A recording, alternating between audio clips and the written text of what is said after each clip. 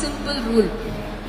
First ಏನಾದರೂ start ಮಾಡಿದ್ರೆ ಅದನ್ನು ಮುಗಿಸ್ಬೇಕು, ಅರ್ಧಂಬರ್ಧ ಬಿಡಬಾರ್ದು. ಒಂದು ಬುಕ್ ಸ್ಟಾರ್ಟ್ ಮಾಡ್ತೀರಾ ಓದೋಕ್ಕೆ, ಆ ಬುಕ್ನ ಮುಗಿಸ್ಬೇಕು. That is will power.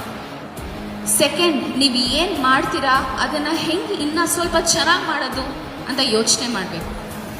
ಮೂರನೇದು, ನಾನು ಇದನ್ನು ಮಾಡ್ತಾ ಇದ್ದೀನಿ ಅಂತಂದರೆ ಇದಕ್ಕಿಂತ ಹೆಚ್ಚಾಗಿ ಏನು ಮಾಡ್ಬೋದು ಅಂತ ಆಲೋಚನೆ ಮಾಡೋದು. ಬರೀ ಪಾಠನ ಓದೋದಲ್ಲ, ಓದಾದ್ಮೇಲೆ ಅದನ್ನ ಏನು ಮಾಡ್ತೀವಿ ಅನ್ನೋದು ಫಸ್ಟ್ ಮುಖ್ಯ. ಆ ಓದಿರೋ ಪಾಠದಿಂದ ಯಾರಿಗೆ ಏನು ಹೇಳ್ಕೊಡ್ತೀವಿ ಅನ್ನೋದು ಸೆಕೆಂಡ್ ಮುಖ್ಯ. ಓಕೆ, ನಮ್ಮ ಕೈಲಿ ಇಷ್ಟ ಆಯಿತು, ಇದಕ್ಕಿಂತ ನಾವು ಸ್ವಲ್ಪ 5% ಹೆಂಗೆ ಎಕ್ಸ್ಟ್ರಾ ಮಾಡ್ಬೋದು ಅಂತ ಯೋಚನೆ ಮಾಡ್ತೀವಲ್ಲ, ಅದು ಇನ್ನೂ ಮುಖ್ಯ. ಇದರಿಂದ ನಿಮಗೆ ಸಕ್ಸಸ್, ವಿಲ್ ಪವರ್ ಸಿಗುತ್ತೆ. ನೀವು ಈ ಥರ ಆಲೋಚನೆ ಮಾಡಬೇಕು ಅಂತ ನಾನು ಹೇಳಕ್ಕೆ ಇಷ್ಟಪಡ್ತೀನಿ ನಿಮಗೆ. ಹೆಸರು